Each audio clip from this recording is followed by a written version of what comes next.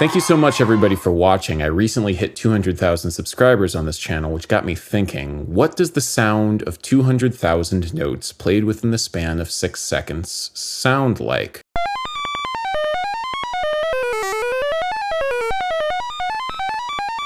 Well, apparently they make the sound of the first 8 bars of John Coltrane's solo on Giant Steps.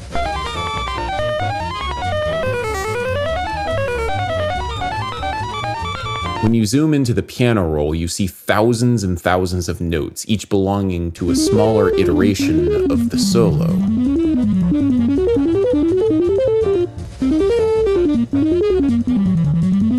This is an example of something I call a musical fractal, a demonstration of the polyrhythmic nature of melody. If you want to learn more about the math and technique of creating your own fractals, definitely watch my video on fractals where I demonstrate the whole process on a simple melody.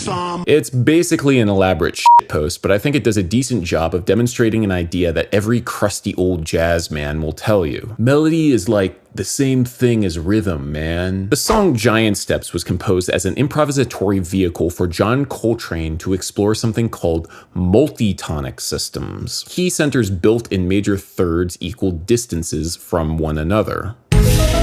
We'll take short clips of his recorded solo, and then we'll speed those clips up 4,000 times their original speed. These MIDI clips will be going by so fast that your ear will not be able to perceive the individual notes and just hear the whole thing as a waveform. This is similar to how a wavetable synthesizer works. Because the MIDI clips are all of the same melody, they will have the necessary periodicity to produce pitch when they're sped up. If they were all different melodies, it would just sound like noise. When the sound of the clips hits your inner ear, a structure called the basilar membrane will vibrate in sympathy with the total number of clips hitting it per second.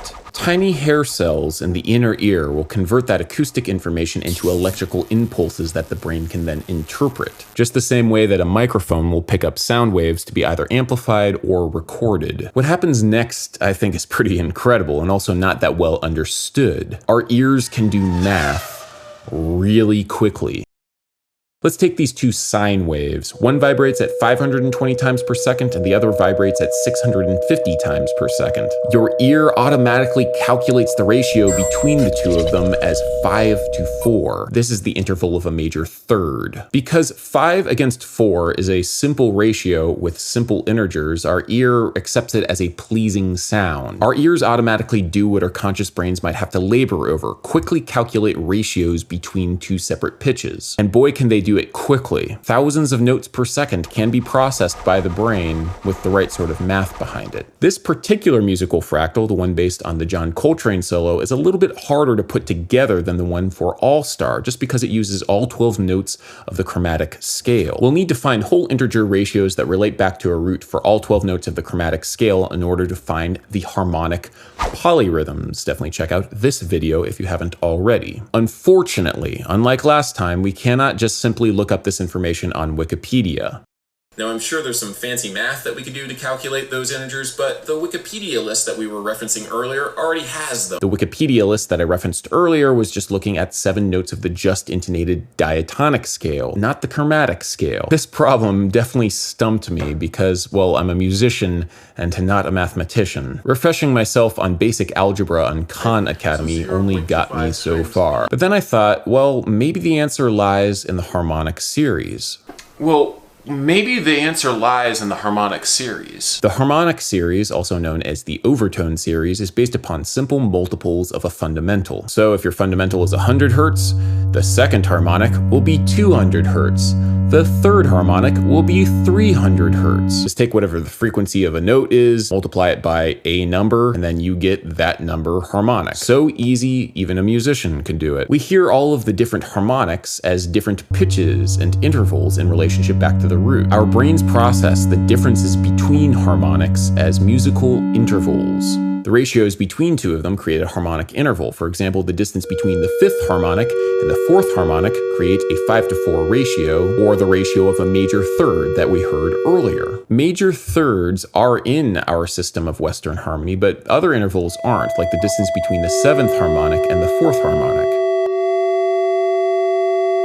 These intervals between notes get smaller and smaller as you go higher, but they never stop. The harmonic series, in theory, goes on into infinity. So if we just went up high enough, we could find all of the 12 notes of the chromatic scale and then apply it to our musical fractal. All we would need to know is just the numbers of these harmonics. And then those numbers are the total number of MIDI clips we'll need in order to create our chromatic giant steps solo. In trying to figure all this stuff out, I found an interesting paper by the bassoonist Johnny Reinhard, which proposes a system of tuning based upon 8 octaves of the harmonic series all the way up to the 256th harmonic. It lists all of the unusual intervals you can create. Some of my favorites include the howling dominant, the hyper leading tone major 7th, and my personal favorite, the almost major 6th. You are so close, major 6th. You're so close. In all of this, though, we can find pretty close approximations of all 12 notes of the equal tempered system. I took these and then created this table of interval ratios. The numbers on the right are how many MIDI clips of the first 8 measures of John Coltrane's solo on giant steps we will need to create and play back within a given amount of time so that when we speed it up, we'll hear that note. So if we play 57 MIDI clips within the span of 32 MIDI clips, it will 1. Create a crazy complicated 57 to 32 polyrhythm when we play it slowly, and 2. Sound like a minor 7th when we speed it up. I went about manipulating large numbers of MIDI clips and recombining them based upon all of the individual notes from the John Coltrane solo. When we start speeding it up, you slowly start to hear the whir of notes recombine into the solo. This is a testament to your ear's incredible ability to perceive ratios between frequencies.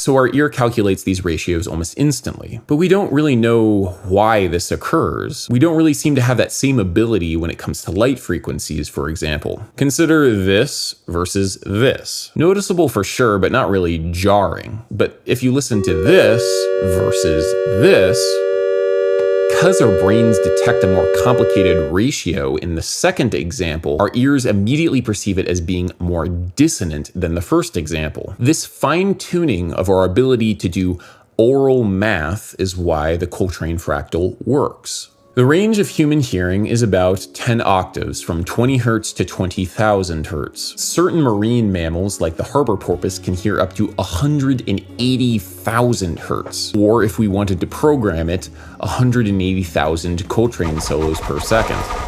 Musical perception is a pretty amazing thing because of how unique it is to the physical makeup of our bodies. We literally make music for ourselves and how our brains perceive the world of sound around us. Maybe that's one of the reasons why music feels so personal. I do think that it's a nice gesture that sound recordings of human music were included on a golden vinyl sent out with the Voyager 1 spacecraft, but if there are aliens out there, their ears will need to be as fine-tuned as ours to the frequencies of the music that we create. Otherwise, to them, it will just be noise. Hey everybody, thank you so much for watching. My name is Adam Neely. I have a new video coming out every Monday. If you enjoy what I do, please consider joining my Patreon, because it's through my patrons over at Patreon that I'm able to do this every week. So thank you so much for watching, and until next time, peace!